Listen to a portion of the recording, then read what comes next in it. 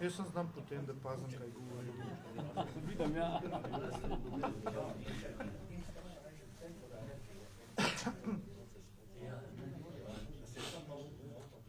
Šimenko.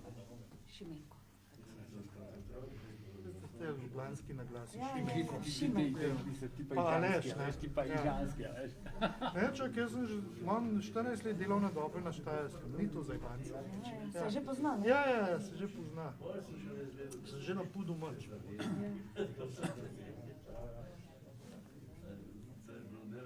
Bomo zdaj začeli. Arjan, te vrata zaprij. So že, sta zunaj.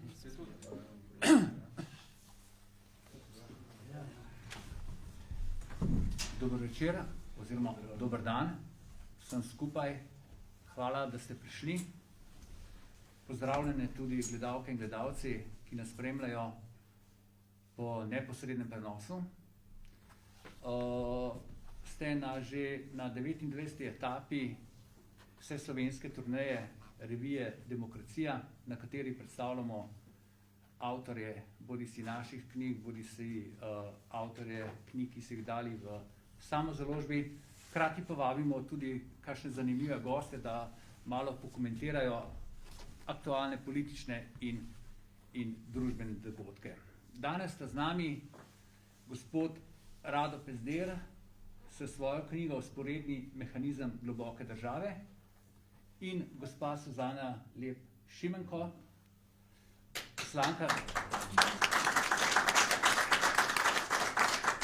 poslanka Državnega zbora in kandidatka na bližajočih se državno-zborskih volitvah na listi SDS. Preden bi pa začeli, bi pa prosil za minuto molka za vse žrtve Putinove agresije na Ukrajino.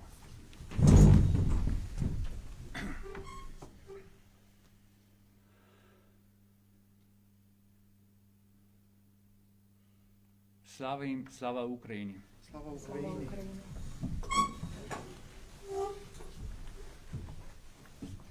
Gospa Lep Šimenko, bova midva na začetku, preden začnemo in se spodobi pokomentirala najnovejše dogodke, ki so predvsem usmerjeni v Ukrajino, v to vojno. Vojna vemo, da je grozna zadeva, civilne žrtve, veliko mrtvih, še posebej zaradi zdaj grobosti Putinovega napada na to suvereno državo. Zanima me naslednje. Opozicija namreč, leva opozicija namreč tej vladi očita, da izrablja to vojno v Ukrajini za notranje politične obračune oziroma za predvolilne namene. Ja, drži. Danes smo v Državnem zboru obravnavali deklaracijo v podporo Ukrajini, ki je bila tudi sprejeta z veliko večino vseh glasov, nekaj je bilo vzdržanih. In moram z obžalovanjem reči, da smo bili tudi danes priča takemu ravnanju s strani poslanke Bratušek, ki dejansko je izrabila in začela v samem stališču polemizirati z našo stranko in z ostalimi vsebinami, kar se nam je seveda zdelo skrajno neprimerno. Meni se zdi ravnanje Slovenije glede Ukrajine pravilno, zelo primerno. Vesela sem, da so tako rekoč vse države stopile skupaj in so si glede obsodbe ravnanja Rusije enotne. In tisto, kar je resnično pomembno, je seveda ta humanitarna pomoč, ki jo kot država nudimo, in to je seveda izrednega pomena. Seveda pa obžalujem, da je do tega prišlo. Žal, je ogromno žrtev, ogromno med njimi tudi otrok, veliko ljudi je že zbežalo in jih beži iz tega območja in seveda si nekako želimo, da čim prej pride do nekega dogovora in da se situacija v Ukrajini umiri. Če se še malo ostaneva pri Ukrajini, namreč eden izmed očitkov tej vladi je, da dela razliko med begunci. Jaz bom pa rekel takole, ne? Nekaj so begunci, nekaj so pa begunci pod narekovaja, ne? Tukaj lahko vidimo, kako bežijo iz svoje države ženske za otroki. Moški pa ostajajo doma. Tisto, kar smo gledali pred nekaj leti in še vedno to gledamo, pa vidimo same mlade moške, kako puščajo svoje otroke in svoje družine doma. Bodi si na vojnem območju, bodi si v revščini. Ampak jaz vas bom še nekaj drugega vprašal. Poglejte, Rusija je velika država z veliko vojaško silo. Putin je več kot očitno računal, da bo zelo hitro obračunal z Ukrajino, pa vendarle se mu je zalomilo. Ja, drži, najverjetneje je res računal, da bo svoj cilj dosegel v nekaj dneh, ampak Ukrajina je pravilno odreagirala in tudi vse ostale države so ustrezno odreagirali in zaradi tega verjetno mu ne grejo stvari tako, kot si jih sam zadal. Je pa seveda težko biti na to tematiko pameten ali karkoli vnaprej napovedovati, ker tukaj vemo, da imamo opravka z norcem, ki pa zelo iracionalno se odloča v določenih situacijah. Drugače, kot ste pa rekli, ja, očita se nam, da ločujemo glede beguncev, ampak to so dejansko begunci, ki prihajajo iz Ukrajine, prihajajo ženske z otroci in starejši ljudje, medtem ko tisto, kaj smo imeli tudi tukaj v neposredni bližini, smo namreč ob južni meji in sem se tudi sama na svoje oči prepričala, so pa resnično bili samo mlajši moški z nekaj parimi ženskami in otroci, ki so jih, takoj kot si prišel v bližino, vzel v roke telefon, da bi poslikal situacijo, hitro kakšnega otroka porinili vnaprej, zato da bi seveda zgledalo na sliki, da je pač zgodba drugačna. Tako da ja, ne, tisti pravi begunci so nažalost pač zdaj na primeru Ukrajine. Vse tisto, kar se je pa dogajalo in se še vedno dogaja, teh ilegalnih prehodov je namreč kar precej. Mi se tukaj skoraj da dnevno s tem srečujemo in tisto pa niso begunci. Poglejte, Putin je svojo kariero takoj po zaključku šolanja v Leningradu nadaljeval v tedanji sovjetski tajni službi KGB. V Moskvo je prišel, mislim, da sredi 90-ih let, postal nek svetovalec in hkrati takoj po 2 letih tudi nov šef tedanje ruske tajne službe FSB, ki se ni bistveno spremenila od nekdanje KGB. Gospod Pezdir, to je pa vprašanje za vas. Poglejte, vse države na svetu imajo svoje obveščevalne službe, varnosti, kar je povsem normalno. V čem je pa razlika med temi varnostnimi službami v nekih demokratičnih državah in v nekih totalitarnih državah? Jože, hvala za vprašanje. Najprej pa gre zahvala Suzani za organizacijo današnjega večera. Hvala, da sem lahko danes tukaj in seveda lep pozdrav vsem, ki ste se zbrali z moje strani in seveda tudi vsem, ki nas gledajo preko streama. Zdaj pa na tvoje vprašanje. Razlika je precej velika, ne? Institucionalno gledano. Namreč obveščevalne službe v času totalitarnega sistema pri nas med letom 1945 in 15. majem 1990 so delovale tako, da so pravzaprav bile podrejene politični stranki, edini tedajni, se pravi Zvezi komunistov Slovenije, vendar ne v celoti, ampak ožjemu partijskemu vodstvu. Njim so odgovarjale in od njih so prejemale navodila, kaj pravzaprav delati. hkrati je bila tedanja služba državne varnosti razvrščena znotraj Republiškega sekretariata za notranje zadeve. Danes je zadeva drugačna. Prvič obstaja kontrola te službe v obliki Komisije za nadzor obveščevalno-varnostnih služb, ki deluje znotraj državnega zbora in po dogovoru seveda večina v KNOVS-u vedno opozicija. Se pravi, da je zakonodajno telo ima neposreden nadzor nad delovanjem te službe. Drugo, služba je avtonomna, se pravi, ni podrejena Ministrstvu za notranje zadeve. Kar je pomembno, zaradi tega, ker ne prihaja potem do zlorab službe z strani notranjih zadev, torej policije, tako kot je to bil primer v prejšnjem sistemu.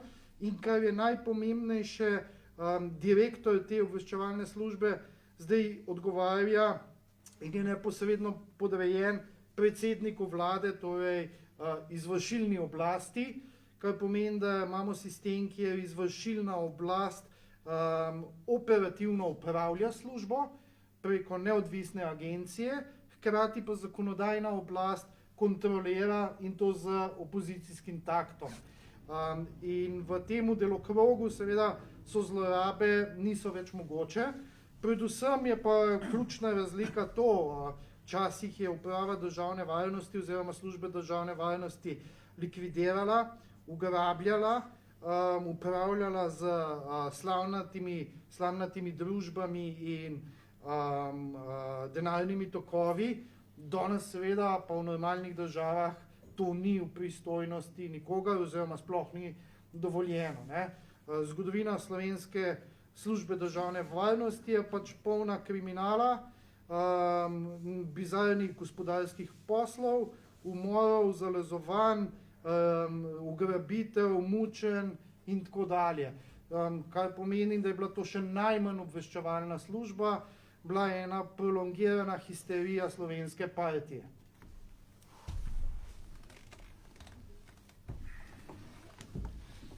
Gospod Pezner, potem greva bolj na vašo knjigo. Bi vas prosil še za en kratek komentar. Namreč, kakor opažamo v teh socialističnih, komunističnih državah, katero je spadala tudi Jugoslavija in z njo seveda Slovenija, so vsi ti, ki so bili šefi teh tajnih političnih policije, kmalu postali bodisi direktorji velikih podjetij, bodisi so postali politiki. Recimo Zemljarič je bil šef SDV, jaz pravim UDBA, zame vse UDBA, čeprav je že 3krat zamenjala so imena. Zemljarič je bil šef UDBE, pol pa postal predsednik izvršnega sveta. En vaš...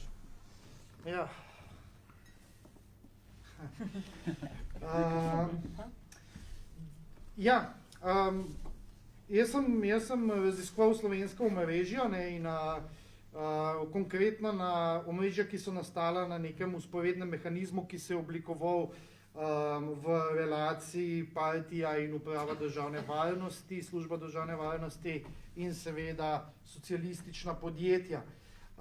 In ena omrežja je bilo zelo lahko identificirati, ampak hkrati tudi presenetljivo.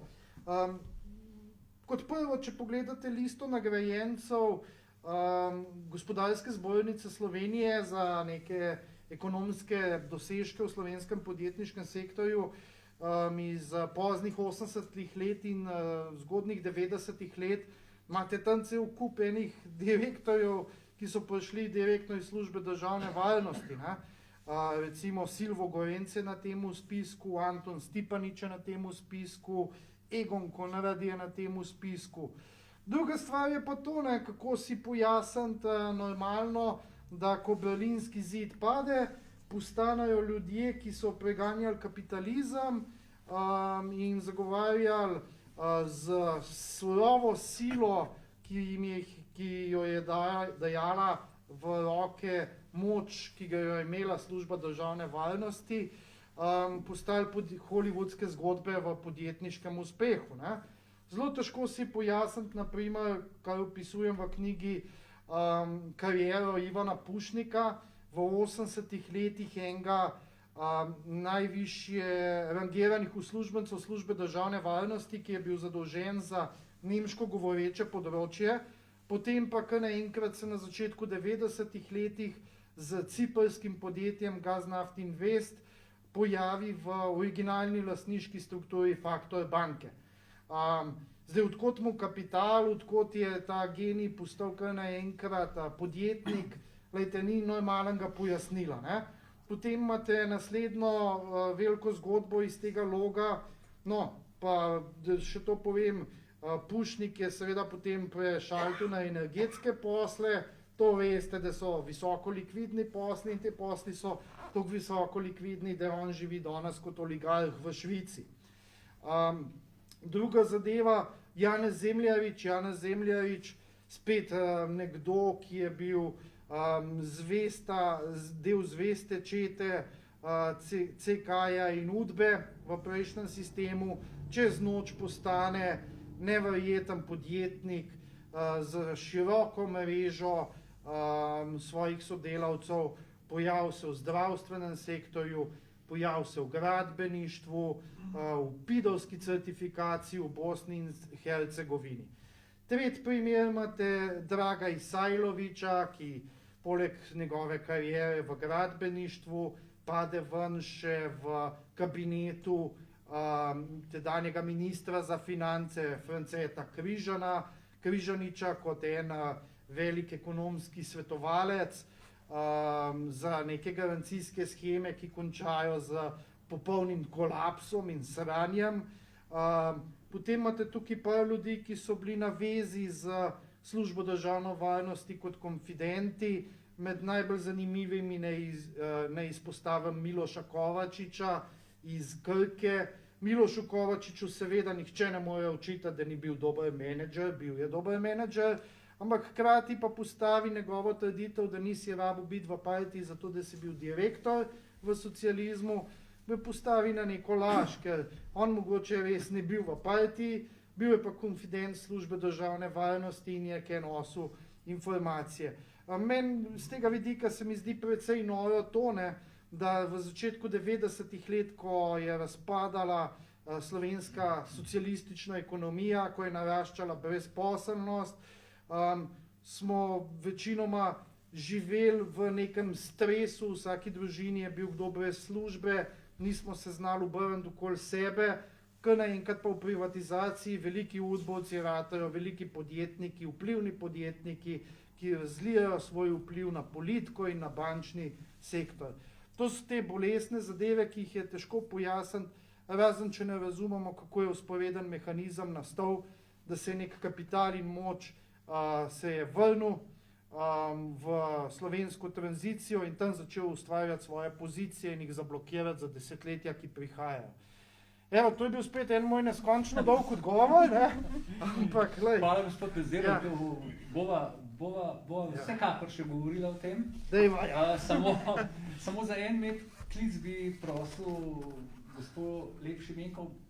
Vi ste bili, ko je delovala Udba, še otrok, najstnica. Ko se Slovenija osamosvojila, ste bili tudi še vedno precej mlada najstnica, bi rekel.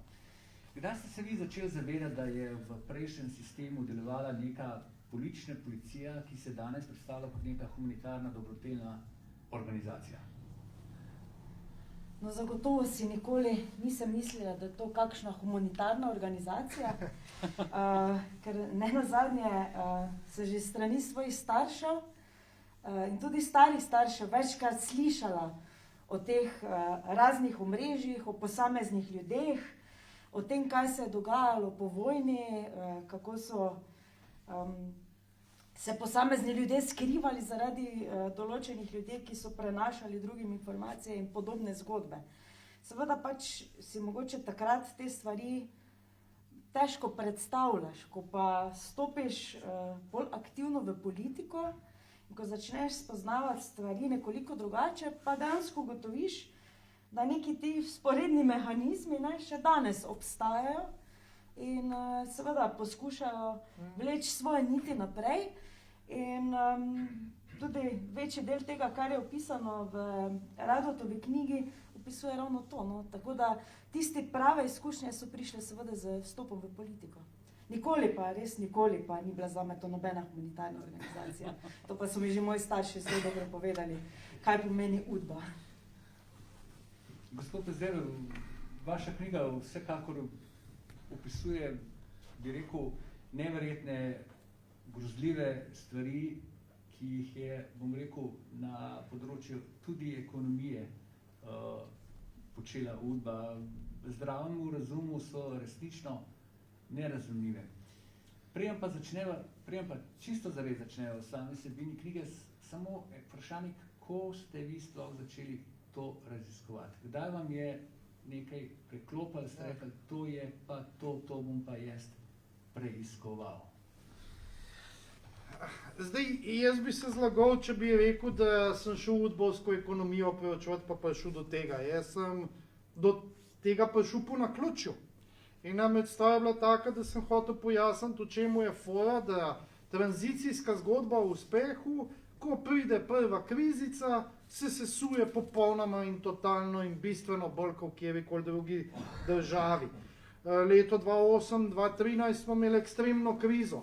Take ekstremne krize ni bilo v nobeni primerljivi državi centralne in vzhodne Evrope, niti v nobeni državi zahodne Evrope.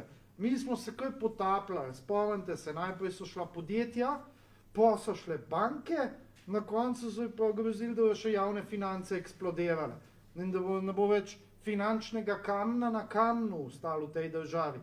To totalno ni realno, če smo mislili zgodba o uspehu.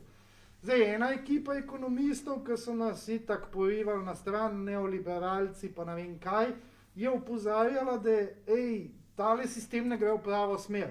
Ampak tudi noben od nas si ni mogel predstavljati, da bo to tak kolosalen krah in taka sramota, kolikor smo jo dejansko doživeli.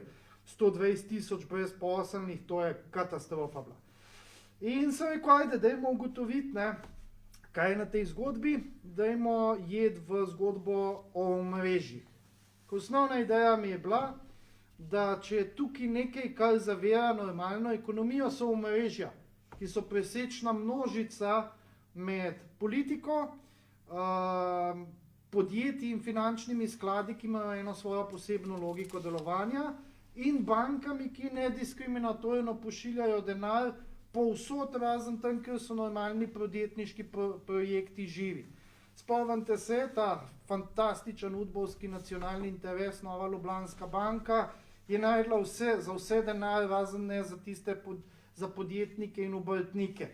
Če si bil manjši ali pa sreden podjetnik ali pa obrtnik, si se precej namučil, preden si od NLB-ja kaj dobil.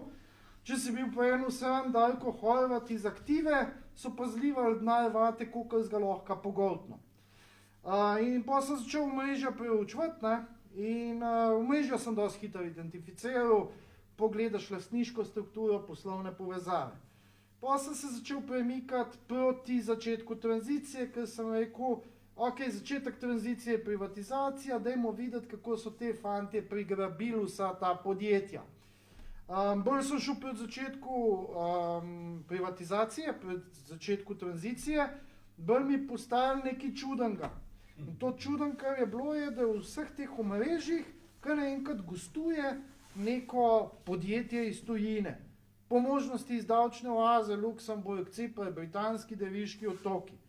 In ker sem bolj to gledal, sem ugotovil, da to niso tuja podjetja, ki bi prišla v Slovenijo, ampak so to neka tuja podjetja, ki poslujejo ali pa so lastniško angažirana zgolj v Sloveniji. Se pravi, mora biti to neko slamnato podjetništvo tam zunaj od nekih ekip, ki so dobro spravile denar not. In pa je pač začela se zgodba, ki je pripeljala do te knjige, in začela se enostavno tako, da sem rekel, lahko jaz ugotovim, kdaj so bila pa prvič prisotna ta tuja podjetja v slovenski podjetniški infrastrukturi. Ali so socialistična podjetja že bežala v davčne oaze, pa v neka umestniška podjetja v tujini, kar smo sicer vsi vedeli, ampak sem rekel, ajde, da vidimo zdaj črno na belem. In valjda se zatakne zadeva, ker po letu 90 imam iPes, pa lahko googlam, ne? Zdaj imam RAR, lahko googlam, ne? Ni problem. Ampak predtem so pa baze kaotične. In pa je bil en vakum, kva delati, dokler nisem dobil ene absolutno nove ideje, ki jo doma nisem niti hotel povedati, ker bi mi rekel, da zdaj se mi pa res do konca zmešali. Sicer ta ideja, pred gremo v Udbovski arhiv pogledati, če tam kaj je. In imel sem malo take mešane občutke, ker, veste, jaz sem ekonomist, zdaj pa preiskujem Udbo, se pravi, prezdir gre proti norišanci, proti Hrstovcu, ali kaj jaz vem kam, ne. Ampak, kje pridem noter, se pogovorim z skrbnikom tega znamenitega Udbovskega arhiva, v resnici imenovanega Arhivski fond 1931, Republiški sekretariat za notranje zadeve, in mi reče, ti nekaj pa imamo v ekonomiji. Naročim, dobim čez 14 dni in moji odgovori so že kar na dlani, ne. Najprej ugotovim, da je leta 1951 Uprava državne varnosti pod seveda patronatom partije s pomočjo slamnatih lastnikov v Lichtensteinu ustanovila podjetje Kolkomerc Vaduz. Ta druga zadeva, ki je bila pa še malo bolj šokantna, pa ugotovim, da enkrat jim je v proračunu v 70-ih letih, takrat, ko je bil šef, načelnik službe državne varnosti Silvo Gorenc, jim je v proračunu zmanjkalo denarja, da bi za Udbo kupili helikopter pa prisluškovalne naprave. In jim je takrat izvršna oblast, pa partija, so jim rekli, lejte, ni denarja v proračunu, ampak izvolite v Portorožu, imate v drogi cigarete, vzemite jih, pa jih prodajte italijanskim kriminalcem na črno, pa ta denar preklopite v uraden tok denarja preko Emone v Münchnu. In to bi bilo pač absolutno noro, ker če si zamislite to zgodbo, kako je to šlo v prejšnjem sistemu, razumete, da je bil kriminalen. Danes je absolutno nemogoče, da direktor Sove Stušek vpraša Šircla, le v proračunu ni denarja za tehnično opremo za Sovo, kaj naj naredimo, pa mu Šircel reče, ma daj vzam tam čike iz enega skladišča, pa jih italijanski mafiji prodaj pa kup to. Zdaj, absolutno norost. No, potem se pa ta zadeva samo še širila, ne. In začel sem se premikati nazaj proti 90-im letom. Nekaj časa se mi je zdelo, da dobivam samo zanimive anekdote, tako da jih malo po kafiču govorim, kaj so te idioti delali. Potem sem ugotovil, da imam zvezdno zgodbo. In najbolj zvezdna zgodba je nastala tam, ko sem ugotovil in identificiral, kako so dejansko družbeni kapital pred padcem Berlinskega zidu potegnali iz države in potem, ko se je tranzicija in privatizacija začela, ta družben kapital prebarvali v privatni kapital in ga vrnili nazaj v državo. Zavzeli centre moči, vzpostavili omrežje in začeli delati to, kar so delali. In pripeljati do tega, kar smo videli leta 2013, kolosalno škodo v višini 5 milijard evrov, ki smo jo mogli poravnati iz davkoplačevalskega denarja. In evo, to je v kratkem ta zgodba. Lahko pa še daljšo različico povem, ko 16 ur traja. Šalim se. Hvala. Gospod Pezer je govoril o mafiji in kriminalu, da se je Udba ukvarjala se celo s klasičnim kriminalom. Gospa Lep Šimenko, prej ste rekli, pač, da vi veste, da to ni bila nobena humanitarna ali dobrodelna organizacija. Kako pa zdaj komentirali, ker res ukvarjali so se res z klasičnim kriminalom, se pravi s tihotapljenjem cigaret. Tega pa najbrž se niste mogli misliti, da bi neka tajna služba se s tem ukvarjala pa financirala. Ali pa da bi se Stušek ukvarjal z prodajo čikov po Italiji, ne? To je čisto nepredstavljivo, ne? Je pa groza, ne? Da se kaj takega dogajalo nedolgo nazaj, ne? In ko si predstavljaš, kaj pomeni 5 milijard denarja in kaj bi dejansko za tem denarjem lahko naredili, ne? Danes prva situacija, ki ste prišli sem, ste ugotovili, da internetna povezava recimo na podeželju ni tako dobra kot nekje v mestu, ne? Če, ne vem, razna omrežja in pretekli oblastniki ne bi denarja trošili, kot da trošijo, bi bila cela Slovenija maksimalno dobra pokrita z internetom, ne bi rabili sedaj, ne vem, graditi urgentni center na Ptuju, končno smo to uspeli, ampak bi bilo to že leta nazaj zgrajeno. Tako da to je tista groza, ker me kar spreleti, ko se pač tega zaveš, na kak način so stvari delovale. Kako daleč bi lahko dejansko Slovenija bila, če ne bi bilo te kraje. Zdaj, še nekaj zraven. To je ena groza, da pač nimamo normalne infrastrukture, kot jo ima država, pa da smo zapravali in v smeti vrgli za bančne sanacije zelo veliko vrtcev, šol, domov za ostarele in tako dalje. Ampak tisto, kar je pa najbolj bedno in usrano pa vsemu skupaj, je pa, da očitno nihče ni kriv za to, Mislim, kdo sedi zaradi 5 milijardne kraje po bankah? Kjeremu bančniku se je zares karkoli zgodil? Ok, dobro, so skozi prišli, ampak zaradi česa? Vprašimo se zaradi česa. Zaradi retardiranih idiotov na tožilstvu in na NPU-ju. Zaradi nikogar drugega. Ali je mogoče, da za 5 milijardno škodo nihče ne more odgovarjati? Da za kolosalne kraje po bančnem sistemu nihče ne more odgovarjati. In potem ne rečem kaj, da sta tožilstvo in NPU v redu, pa to sta smetnjaka. Mislim, v najboljšem primeru so vsi retardirani v teh institucijah. No, ko smo bili ravno že zdaj pri retardirancih.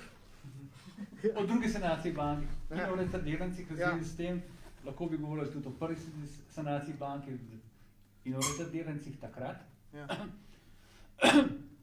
Ampak zdaj bomo prišli na prvo poglavje, gospod Pezder, vaše prvo poglavje, kjer govorite tudi o najnovejši zadevi, to je pa pranje iranskega denarja, s katerim je tudi gospa Lepšimenko sigurno seznanjena. Kaj vas je tukaj presenetilo? Ja, itak me je presenetil, ker sem videl, da je tam ena cifra v dokumentaciji Banke Slovenije, da se je upravil prek NLB. Taka cifra, da pač sem enostavno štel nule, a jaz res tam 9-0 preštajam, pa vidim, da je to milijarda. Razumete, ker to se mi zdela ena toliko noro, kot v arhivu Republike Slovenije najdem dokument, da pač ni denarja v proračunu, pa šverci čike, nekaj absolutno totalno nenormalnega.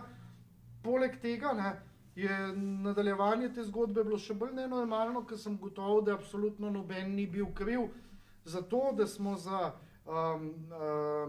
pravne osebe iz Irana, ki so pod embargom na celem svetu upravili 1 milijardo, in da smo to še kar pravili, potem so bili že zdavni pod embargom.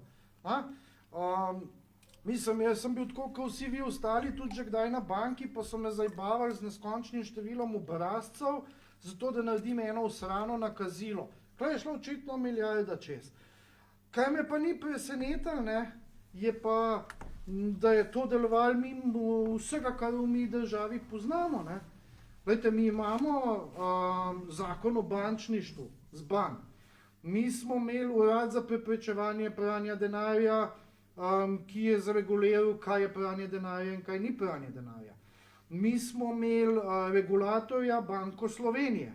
Mi smo imeli interne predpise v Novi Ljubljanski banki, kaj se dela, kaj se ne dela.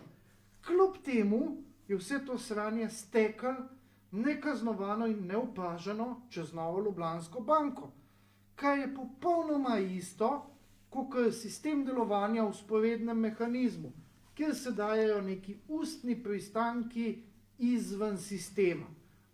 In tako je bilo isto možno v NLB-ju to izvesti. Glejte, ljudje, ki so delali v proizvodnji, oni, ki tipkajo te transakcije in jih sprovajajo, oni so opozarjali non-stop, zakaj morajo delati stvari, za katere so jih izobraževali, da jih ne delajo, ker je to pranje denarja. Ampak vrh banke je vztrajal, da se to dela. To je isti mehanizem, kot je bil ves cajt vzporedni mehanizem. Kasneje sem še nekaj ugotovil, da to sploh ni bilo prvič, da je Nova Ljubljanska banka prebila embargo. Leta 1979, ko je bila iranska revolucija, ko je Ajatolah Homeini prišel na oblast, je začel svojo oblast izvajati tako, da je zaplenil enostavno zahodna podjetja in sredstva, ki so bila investirana v Iranu. Posledica je bila seveda nedvoumna, zamrznitev sredstev Irana v tujini in blokada Irana. In pa ste pol zgodbo. Iranci pod blokado pridajo v predstavništvo Ljubljanske banke v Bejrutu in zaprosijo Ljubljansko banko za pomoč pri preboju embarga. Ljubljanska banka jim zato ponudi svoje račune, ki jih je imela odprte v Švici, in Iranci prebijajo embargo.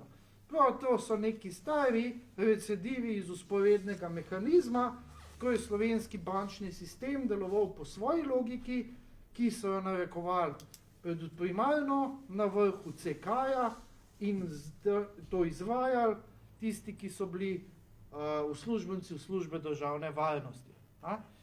Seveda večji krah pri tem primeru je delovanje policije, ki je idiotsko, in še večji krah je epilog tega, ko sta tožilstvo in policija ugotovila, da so bile vse te iranske transakcije legalne, da so bile poslovne transakcije, kljub temu, da so fucking prebili embargo. Zdaj pa razumite te idiote.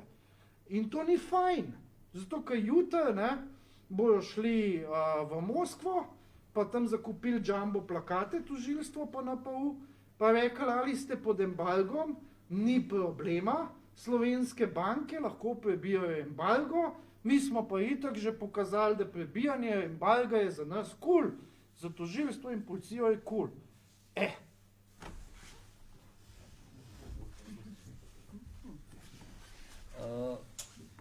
Poglejte, videli smo prej gospod Pezdir govoril, da se je vprašal pri začetku te knjige, kako je mogoče, da so drugo finančno krizo oziroma drugo sanacijo bank, ki jo je povzročila finančna kriza globalna, nekatere države lažje preživele, Slovenija pa ne. Ravno zaradi tega delovanja vzporednega mehanizma in ravno to delovanje je povzročilo, da Slovenija ni hitreje napredovala, da nimate vi večjih pokojnin, niti večjih plač. To je pa vprašanje za vas, gospa Lepšibenko. Glejte, ta vlada je vendarle nekaj skušala narediti za večje plače z zakonom o dohodnini. Zakaj je tako pomemben, da se to sprejme? Ja, ravno ta petek na izredni seji bomo o tem zakonu glasovali in jaz resnično močno upam, da ta zakon tudi sprejeli. V mesecu decembru zaradi bolezni nekaj koalicijskih poslancev smo potem ugotovili, da seveda nimamo dovolj glasov, ker pač stranke levice nasprotujejo temu. In kar je seveda absurd, ker tisto ključno, kar prinaša zakon o dohodnini, je to, da bo čisto vsak, ki dela, leta 2025 dobil dejansko na letnem nivoju gledano eno neto plačo zraven. Toliko se bi z dvigom splošne olajšave dejansko poznalo na neto plačah. In mi kot Slovenska demokratska stranka smo se vse skozi in se zavzemamo za to, da bi se plače razbremenile. In to je recimo bil zakon, ki ko je bil se strani ministra za finance pripravljen, ko sem rekla, evo, to je pravi zakon, to je to, kar smo obljubili in to je to, kar moramo nujno narediti. Zdaj na tem štajerskem koncu ogromno ljudi dela tudi v Avstriji in večkrat slišimo, ja, smo pa dvojno obdavčeni, ker moramo toliko doplačevati razliko do dohodnine. Niso dvojno obdavčeni, ampak plače v Avstriji so bistveno manj obdavčene in seveda zaradi tega morajo pa pri nas plačati to razliko, ki seveda na letnem nivoju znese ogromno. In z tem zakonom bi dejansko pomagali tudi njim in pomagamo čisto vsem. In jaz upam, da bo obveljal razumom, da bo zakon sprejet.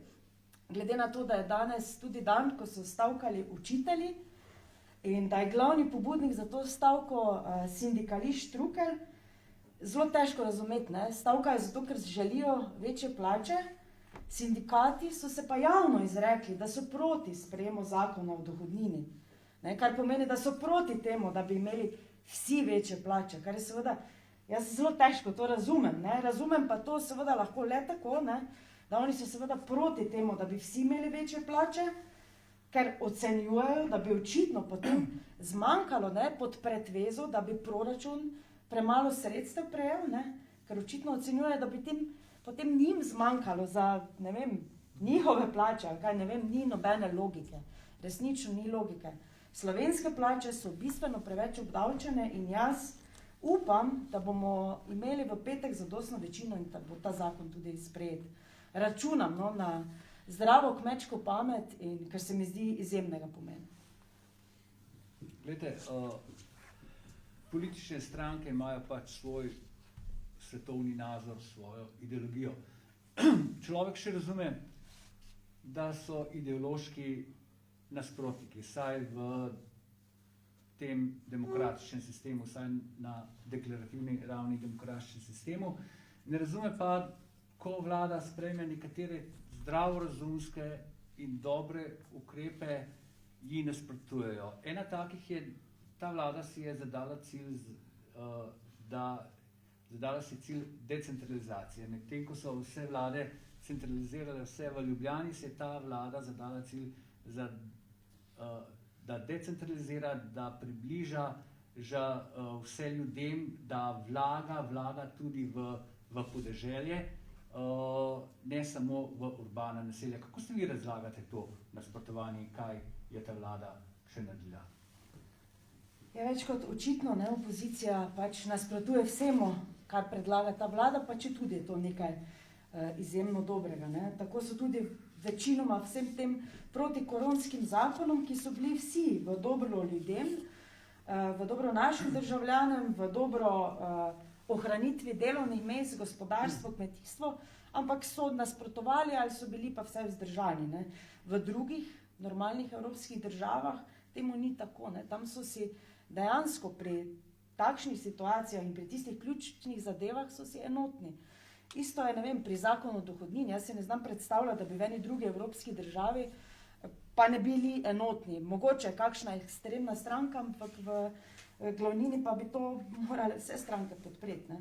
In isto je z decentralizacijo. Ne.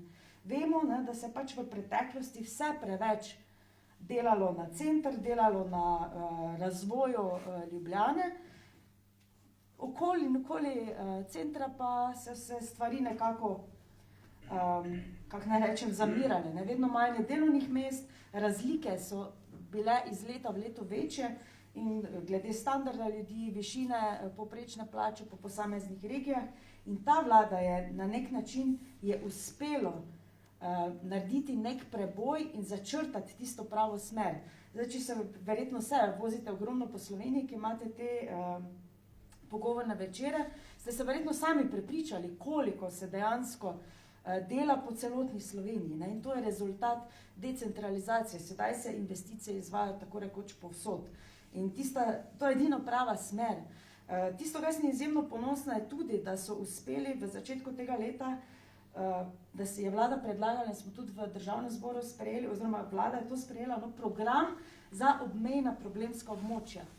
Kar pomeni ta vlada, ki se dejansko zaveda, da mi moramo imeti tudi v obmejnih območjih visoko poseljenost, če bodo ljudje tam živeli, bojo skrbeli za urejeno krajino in to je tisto, kar je ključnega pomena, tudi ne nazadnje za obrambo naše države. Ne? Ljudje morajo živeti po celotnem območju Slovenije. In zdaj imamo končno že tudi zunaj prve razpise za obmejna problemska območja, ki gredo v smeri spodbujanja podjetij, da investirajo in s tem ustvarjajo nova delovna mesta, kar pomeni, da mladi več ne bodo primorani iti na delo v Ljubljano, zato ker je seveda pot od tukaj do Ljubljane dolga. Večina tega ne zmore, da bi se dejansko vozila vsak dan in se potem posledično preselijo v bližino mest, v same centre. In to je tisto, kar je tej vladi uspelo. In zato se mi zdi izjemnega pomena, da ta vlada dobi tudi še vsaj en mandat in da dejansko za svojimi ukrepi, ki si jih je začrtala, tudi nadaljuje. Ker namreč bojim se, koliko bi prišlo do spremembe, da bi se marsikaj od tega tudi ustavilo. Te vladi seveda očitajo, da je fašistična, da je nacistična, ampak ravno centralizacija kakršnekoli moči je značilna za totalitarne režime. ta vlada pa vendarle moč vrača k ljudem tam, kjer dejansko so. Vrača se k ljudstvu. Ne. Gledamo lahko pred parlamentom, kako neka peščica nekih nevladnikov pravi, oni so ljudstvo. Jaz pravim, ne, ljudstvo je tukaj okoli Ljubljane, ne samo v Ljubljani. Ni centralizirano samo v Ljubljani. Tukaj pa zdaj po tem vprašanju za gospoda Pezdirja. Rekli smo, da je centralizacija značilna za totalitarne režime. Vemo, da je bil prejšnji režim totalitaren, da je imel politično policijo. Mene zanima, koliko je vseh teh mafijskih poslih vedel sam politični vrh.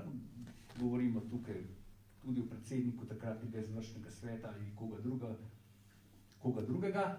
In predvsem me zanima, katera imena, ki so bila zelo blizu političnemu vrhu ali v UDBI, so priskakala ven in se pojavljajo še danes. Ste odkrili kaj? Ja, seveda. Zdaj, kaj je že prvo vprašanje? Kaj je bil že prvo vprašanje, ki ga postavil? Koliko je politični vrh vedel? Ja, koliko je vedel, ja. Dolgo vprašanje, ja, predolgo vprašanje. Bom krajšega. Ne, to je, politični vrh je s tem upravljal. Ne? Absolutno ni bilo primera, da bi uprava državne varnosti oziroma služba državne varnosti delala karkoli na svojo roko. Vedno je prihajal ukaz iz vrha. Ta vrh je ožje vodstvo Centralnega komiteja Zveze komunistov Slovenije. To vemo naprimer po primeru, ki so ga odkrila z Igorjem Omerzo in popisala v knjigi Kriminalni temelji Nove Ljubljanske banke in teritorijalne obrambe, Brozove teritorijalne obrambe, da nam pomote.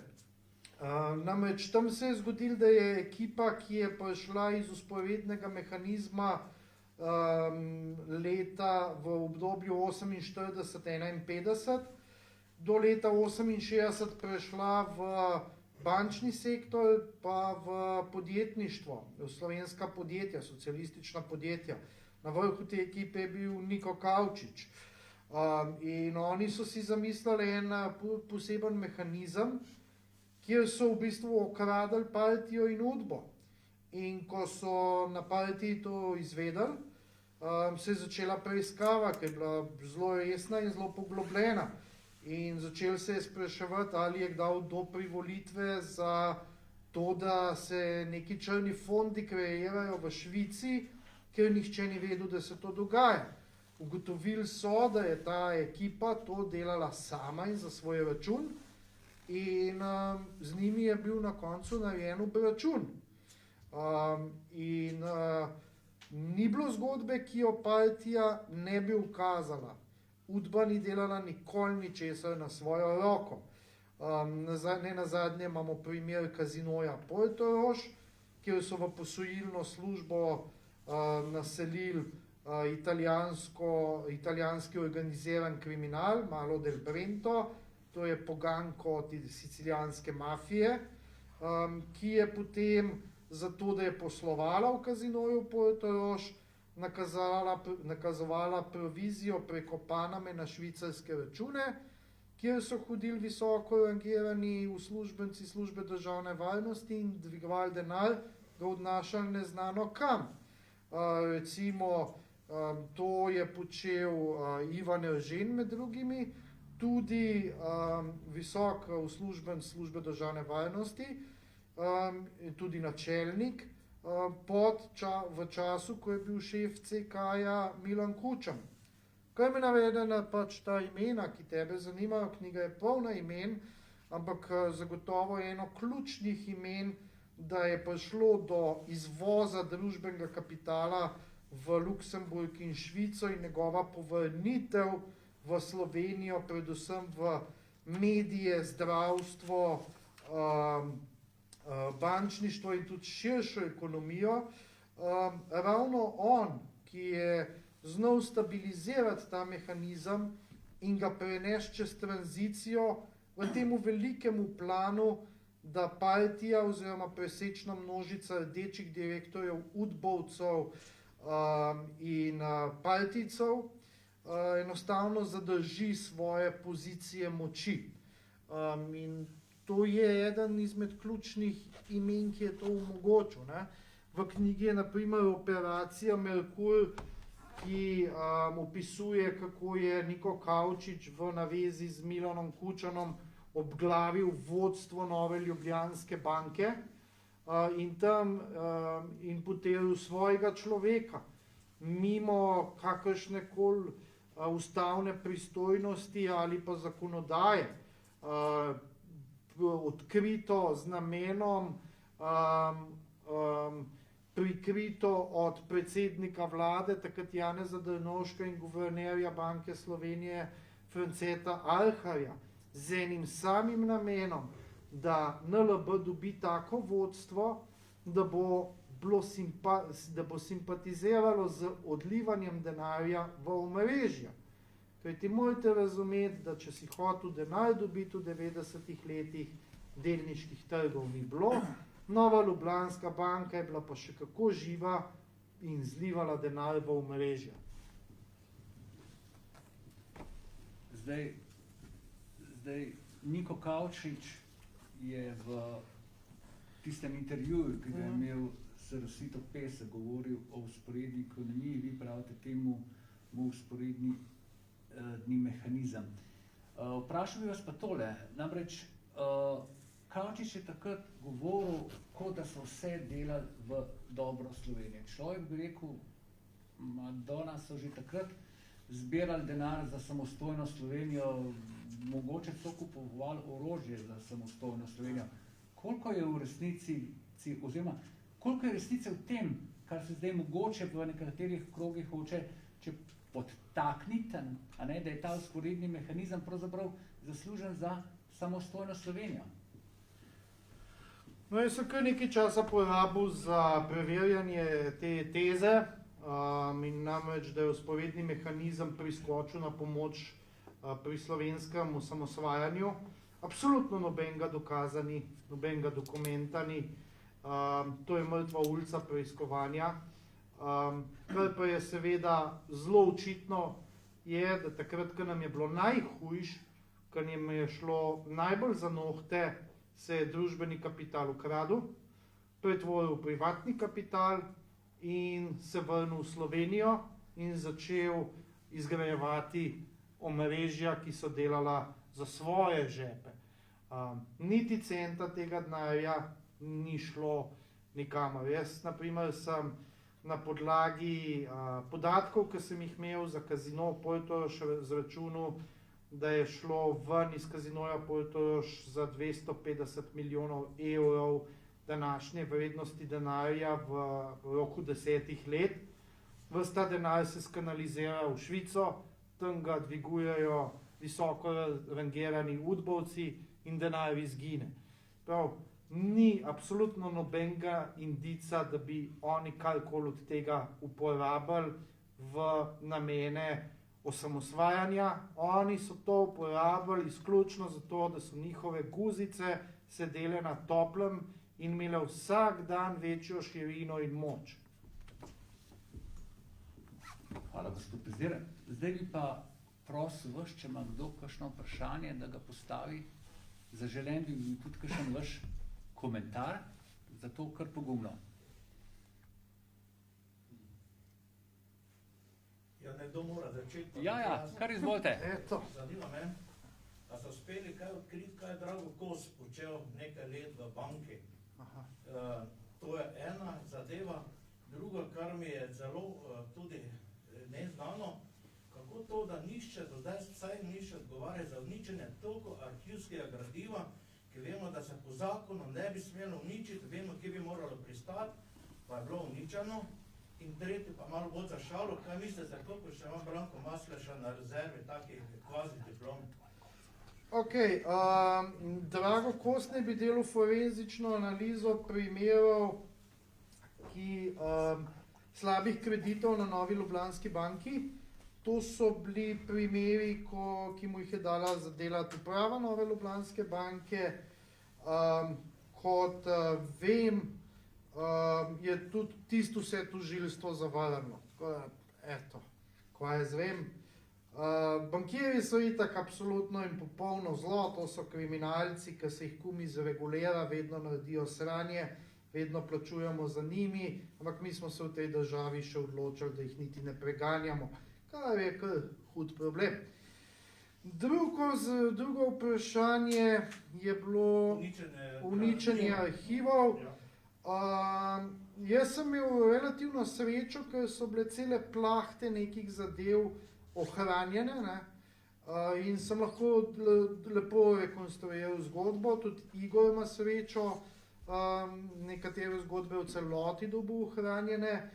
Je pa to seveda škandal brez primere, ne? Ker to je vendarle tisto, kar neposredno pojasni, kaj je slovenska zgodovina in do česar smo vsi v državi upravičeni, da imamo vpogled in absolutno in popolnoma razumevanje, kako zelo kriminalen je bil bivši sistem.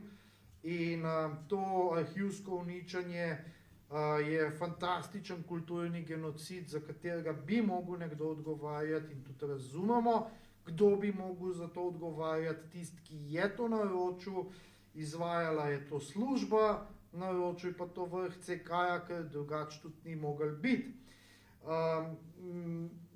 Bi bilo pa verjetno zelo strašljivo spoznanje, kako pošastna država je bila, če ne bi bilo večino arhivov uničenih.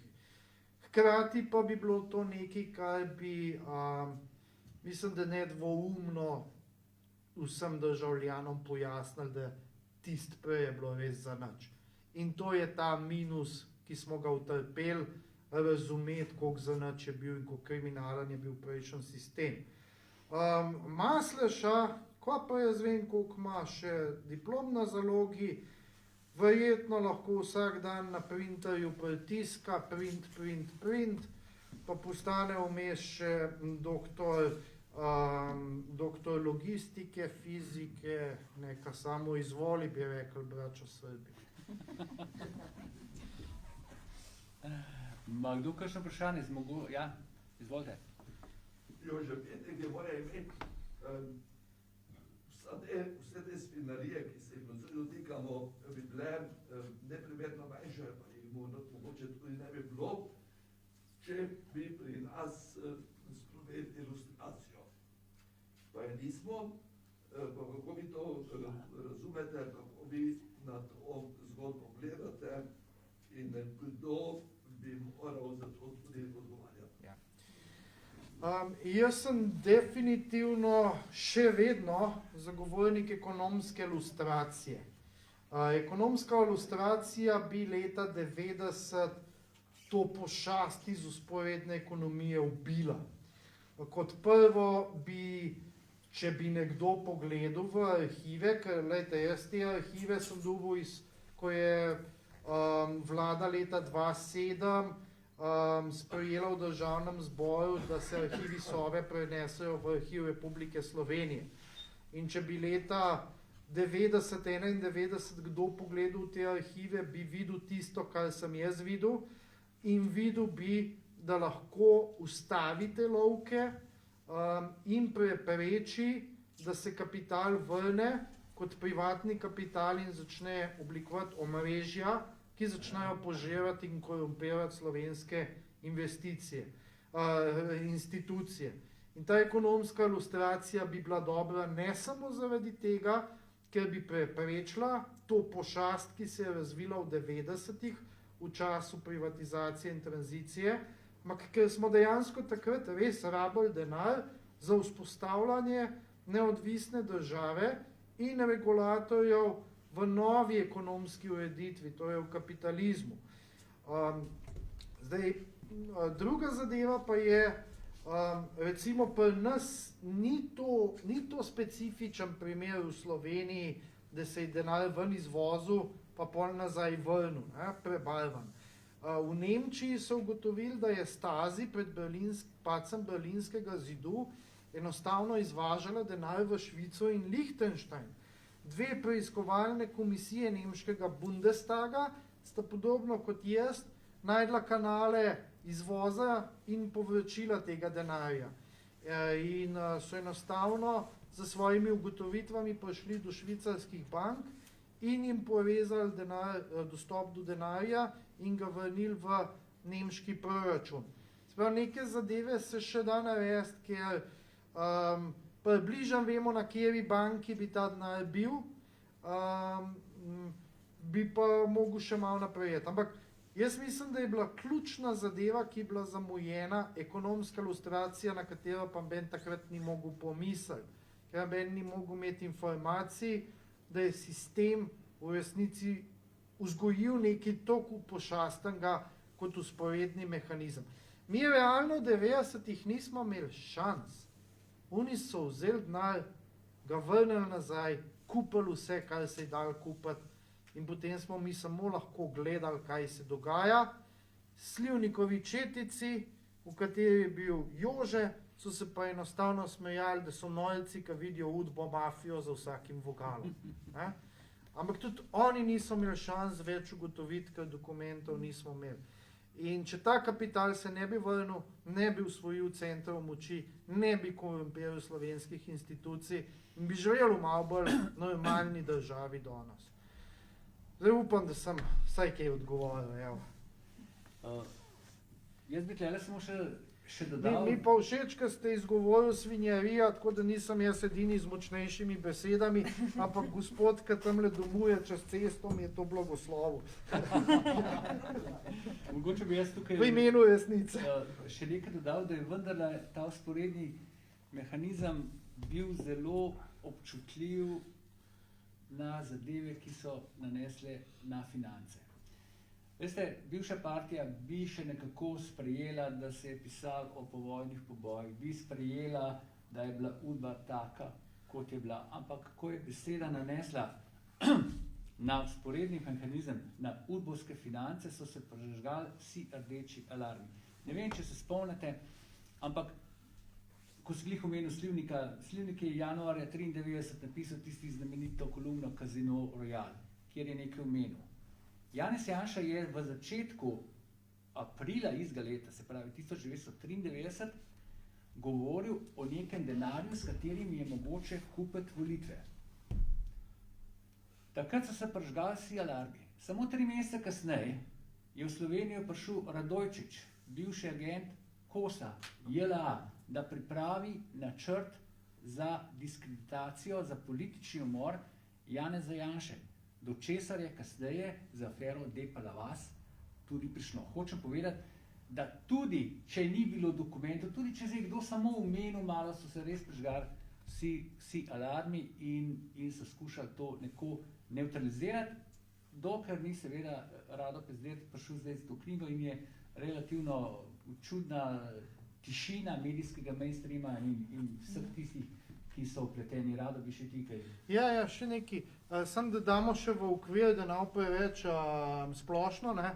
Moram povedati, pa boste pol razumeli, kaj to pomeni zavzemati centre moči. Kot prvo, Mladina je bila prevzeta iz kapitala, ki se je izvozil in vrnil nazaj preko vzporednega mehanizma. Časopis Republika, dnevnik Republika, ki je bil odprto, dnevnik, ki je imel pro-Kučanova stališča, je nastal iz teh sredstev. RTV Slovenija, o tem sicer v knjigi ne pišem, je imela črne fonde v tujini. Samo če pogledamo, kako se je oblikovala medijska krajina in pojasnjevala pozicije oziroma usiljevala pozicije, morate razumeti, da je bilo to vse podmazan z denarjem iz vzporednega mehanizma. Minus uporabni idioti, ki vam vedno kričijo svoje idiotizme, ki jih ne rabiš niti podkupati z kakšnim vzporednim mehanizmom, ker oni v sranja verjamejo. Hvala, ima še kdo kakšno vprašanje? Če ne bom jaz, gospod Lepšimenko še vprašal, ko smo glih tukaj, ko so se zraven povozile sem, tukaj imate čudovite kraje.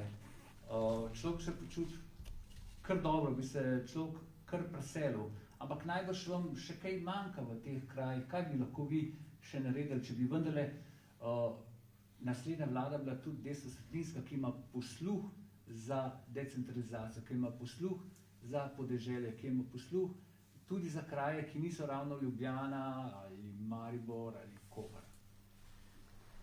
Jaz mislim, da temelji so bili zdaj narejeni odlični, ne? In zdaj je treba na te dobre temelje stvari nadgrajevati in še kaj več postaviti. Ne? Mi imamo tukaj, bom rekla, izjemne priložnosti za razvoj. Tisto, kar nam manjka, pa dejansko na vseh področjih nam še določene stvari manjkajo. Glede infrastrukture, kot že rečeno, informacijska infrastruktura ni najboljša, sploh v tem haloškem delu. Še kakšne ceste nam manjkajo, kar nekaj tega se že ta trenutek tudi gradi. Urgentni center se bo vsak trenutek začel, vse osnova in tudi finančna sredstva, pogodba je podpisana, ampak na področju zdravstva mislim, da je tukaj en velik manjko. Ne? Tisto, kar smo zelo veseli, tudi tukaj na Vidmu, uspeli smo pridobiti državna sredstva, sofinancerska sredstva za izgradnjo vrtca, ki se bo tudi v letošnjem letu pričel graditi. Ampak to so zdaj bili dejansko prvi taki razpisi po desetletju. Zadnjih let se ni vlagalo tako rekoč nič in za majhne občine, kot je naša in tukaj sosednje, je seveda največji problem, kje dobiti dovolj investicijskih sredstev za razvoj. Na drugi strani, te občine so razne občine Kidričevo, ki je nadpoprečno razvita, so vse pod povprečjem razvitosti Slovenije, kar pomeni, da tudi več sredstev namenjajo, ne vem, za sofinanciranje vrtca, za prevoze otrok kot druge občine. Ne? Tukaj so površinsko precej velike občine z velikim vzdrževanjem cest in ko potem vse tiste obveze občina poplača, je za tisti investicijski del zmanjka zelo malo. In tudi tukaj je država imela pravi posluh in je namenila občinom višjo povprečnino, kar seveda pomeni, da lahko občine več sredstev vlagajo v tista področja, kjer imajo manjko. In seveda se bojimo, ne, vkolikor bi prišlo do spremembe, da bi se spet povprečnine začele zmanjševati, da bi se investicije, ki so bom rekla, proti koncu v pripravi, da bi se lahko začele izvajati, da bi se ustavile in da bi se spet na mestu, da bi se financiralo, da bi se dejansko dalo v sam razvoj območja, bi se spet financirali bolj nevladniki in bi spet šlo za tako imenovane mehke vsebine, ne, kot leva stran zelo rada reče. No, sej, mi smo zdaj bili priča številnim protestom pred parlamentom, ne, in to je razlog za to verjetno tudi v tem, da je ta vlada kdaj pipico malo mogoče posameznim skupinam zaprla, ki so pač seveda uprizarjali razne šove. Ali pa imajo vir financiranja iz kakšnega drugega nam neznanega kanala in seveda pač to delajo po naročilu nekoga. No, to zdaj obstaja več možnosti. Ampak kakorkoli jaz verjamem, da ljudje vidijo, da dejansko se delajo spremembe, da se je naredilo veliko in da je tisto, kar je nastavljeno za resničen razvoj Slovenije. Mi smo na dobri poti, ampak če želimo narediti res tisti pravi preboj, mislim, da rabimo še vsaj 1 ali 2 mandata. In takrat bodo pa ljudje tudi, verjamem, da spoznali, kaj se je dogajalo v prejšnjem sistemu in kaj smo kot država zamudili, tudi zaradi tega, ker ni bilo narejene lustracije. In jaz obžalujem, ne, da takrat so si ustavo napisali tudi tisti, ki si je ne bi zaslužili, oziroma tisti, ki jim Slovenija ni nikoli bila intimna opcija. In tako imamo, ne vem, sodnike z trajnimi mandati in podobne zgodbe, ki seveda tudi ovirajo tudi vse te preiskave, ki nekako nikoli ne stečejo. Tako da jaz verjamem v neko drugačno Slovenijo, v Slovenijo, ki dejansko se pokazala in ki se lahko razvija to, kar je dejansko tudi bilo zdaj skozi te 2 leti začrtano, kljub epidemiji. Bilo bi pa najbolj dobro, da bi tudi kakšen vaš občan zadev jackpota, ne, da bi dobil kakšen ali pa, da bi se del denarja sporednega mehanizma vrnil. Gospod Pezdir, koliko denarja ste identificirali na podlagi dokumentov, oziroma za koliko denarja gre tukaj, za katerega lahko trdite, da je bil res nekako odtujen? je edina cifra, ki jo lahko dam, je 250 milijonov kazinov povedo še v obdobju 10 let.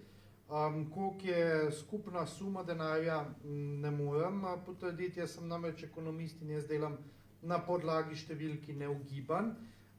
Ni pa zdaj ključna zadeva, koliko je bilo denarja izvoženega.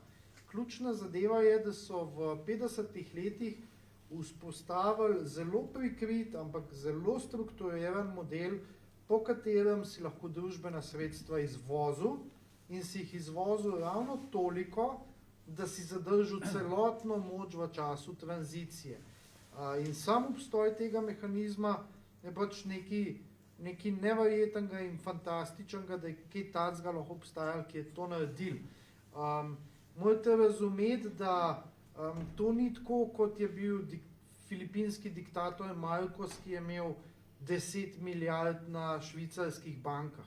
Ta denar se je utiliziral zato, da se je zadržala moč, zato, da se je degenerirali slovenske institucije in da se je njihova moč prolongirala preko bančnega sistema. To je ključen nauk tega. A ima še kdo mogoče kakšen komentar ali pa vprašanje? Jaz bi mogoče samo eno kot zanimivost zgodbo, da se malo navežem na tisto švercanje cigaretov, pa te zadeve, ker poznam eno zgodbo, sicer iz pripovedovanja mojega očeta. To je nekje konca 60-ih let, ko je bil direktor TGA Hidečev, oziroma današnji Talum, Greenfeld. On je strašno rad pil viski, kadil cigare in te stvari, pa tudi on kot, rekel, privilegiranec ni imel teh možnosti, kar tako pride do tega, ne. In bolj so iskali varianto, kako do tega alkohola pa te zadev priti in so enostavno organizirali lov. Italijani so prišli loviti na to območje, so plačevali z devizami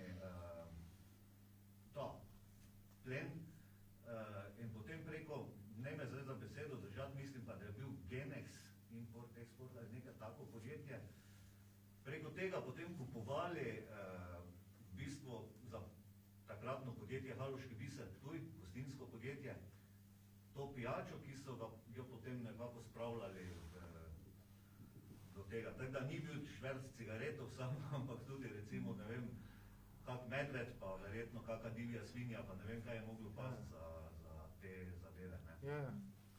Ja. Sem na hitro, ja.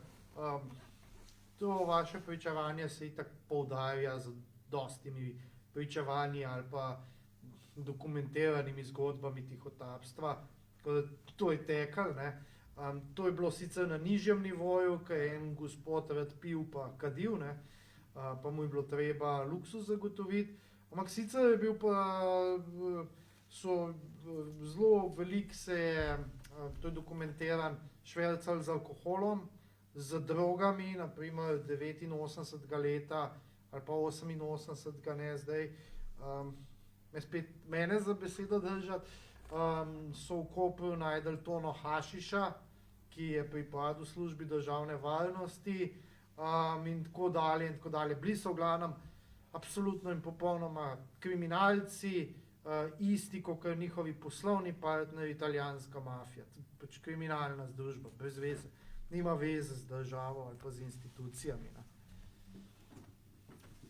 Hvala. Ma še kdo? Izvolite. Moja izkušnja, če mogoče vaše mnenje, še potem kasneje slišim nabor. Jaz sem se 96. leta zaposlila na SDK-ju, bivši SDK služba gibanega knjigovodstva. Tam sem bila zaposlena do leta 2002, ko se je pol tudi nekako zadeva ukinila na tak način, tako da je šla ta državna inštitucija v stečaj. Takrat tudi izgubila zaposlitev, ampak še danes mi ni bilo jasno, oziroma danes mi je že malo jasno, kaj se je dogajalo. Mi smo takrat v 2002 leto vse sklepe, ki so bili strani sodišča, ki so bili v drugem oziroma tretjem vrstnem redu, vračali nazaj na sodišče in zadeva so zastarale. Namensko, to so bili v bistvu podjetja, ki so bila največ dolžna, ne? In tisti dolžniki so pol vsi sklepi, ki so bili vrnjeni na sodišče, so zastarali in kako se je bolj iz tega zgodba izvajala, ne vem. Ja, ena večjih tragedij je bila ravno zgodba najprej SDK, pa Agencija za revizijo lastninjenja družbenega premoženja ali nekaj takega. Ja, namreč pod že Podlogarjo pa Špiletičem je šlo na tožilstvo ene 500 primerov očitnega oškodovanja družbenega premoženja v procesu privatizacije. To je arhivirano zdaj v Arhivu Republike Slovenije, tako da sem lahko vse to pregledal. Ta je arhivski fond 316. In največje razočaranje je seveda, ne, da je absolutno vse padlo že na tožilstvo. Ne. Da niti do sodstva več ni prišlo. Tisto, kar je pa prišlo na sodstvo, je pa tam padlo. In to, da nihče ni bil obsojen, da se ni zahtevali popravkov, ki bi bili resni in smiselni, ne, je seveda pomenilo, da je bila privatizacija popolnoma posiljena, ne, in da se je končala s tem ultimativnim krahom, ki so ga naredili menedžerski prevzemi kot zadnja faza tega ropanja in pa seveda finančni holdingi, ki so nastali iz PID-ov, še enih profiterjev privatizacije. Ne. Danes lahko samo obžalujemo to, ampak mislim, da nam je vsem jasen, da je to moglo padati, če ne bi svet izgledal tak, kot so si ga zamislili ljudje, ki so skreirali vzporedni mehanizem. Ampak danes vemo ta kontekst in nam je jasen, zakaj je šlo. Ne. Ima še kdo mogoče? Če ne, bomo počasi zaključili. Hvala vsem, ko ste prišli, hvala gledalkam in gledalcem, ki so nas spremljali v neposrednem prenosu. Hvala gospe Lep Šimenko in hvala gospodu Radu Pesterju, da ste bili gosta naše vseslovenske turneje revije Demokracija.